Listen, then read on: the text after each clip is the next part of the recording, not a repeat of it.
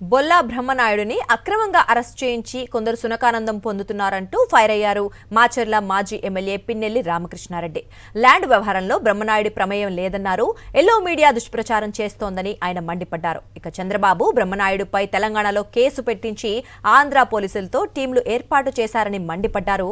చంద్రబాబు కనుసన్నల్లో తెలంగాణ ప్రభుత్వం పనిచేస్తోందని దుయ్యబట్టారు పిన్నెల్లి రామకృష్ణారెడ్డి. గండిపేట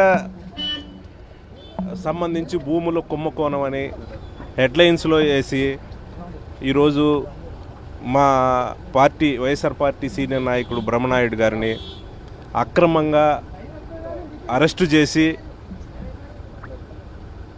కొంతమంది సునకానందం పొందుతూ ఉన్నారు. ఇక్కడ ఎక్కడా కూడా బ్రహ్మనాయుడు గారి ప్రమేయం లేదు. రమేష్ అనే వ్యక్తి ఇలా బంధువు, అతను ఆ ల్యాండ్ సంబంధించి కొనుక్కోవడం జరిగింది. దానికి అడ్వాన్స్ ఇచ్చేది అగ్రిమెంట్ రాసుకోవడం జరిగింది.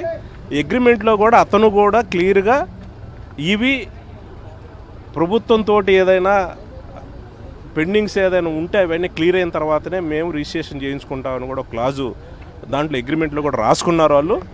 దానికి సంబంధించి ఆ రమేష్ అనే వ్యక్తి ఇలా బంధువు అయినంత మాత్రం ఇప్పుడు కేసు పెడతారని అడుగుతూ ఉన్నాను. ఎంత దౌర్భాగ్యం అంటే ఈరోజు బ్రహ్మనాయుడు కోసం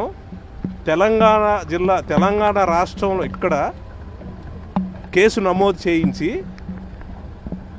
ఆంధ్ర పోలీసులు ఆయన కోసం ఎతికి అరెస్ట్ చేయాలని ఆలోచన చేసి కొన్ని టీములు కూడా ఆయన అన్వేషణ కోసం ఆయన వెంబడిపడ్డారని అంటే ఎంతో దారుణంగా ఇక్కడ తెలంగాణ ప్రభుత్వంని కూడా చంద్రబాబు నాయుడు ఏ విధంగా మ్యానిపులేట్ చేసి నడిపిస్తూ ఉన్నాడో ఈరోజు అర్థమవుతూ ఉంది. ఏమి ప్రమేయం లేని బ్రహ్మనాయుడు గారిని ఇది ముమ్మాటికి చంద్రబాబు నాయుడు గారి ప్రమేయంతో చంద్రబాబు నాయుడు కనుసరణలో ఈరోజు తెలంగాణ ప్రభుత్వం కూడా పనిచేస్తూ ఉంది. ఇక్కడ అధికారులు కూడా పనిచేస్తూ ఉన్నారు. అందరూ కొల్లుడై ఈరోజు బ్రహ్మనాయుడు గారి మీద కేసు పెట్టడం జరిగింది. ఇది పూర్తిగా కూడా మేము ఖండిస్తూ ఉన్నాం.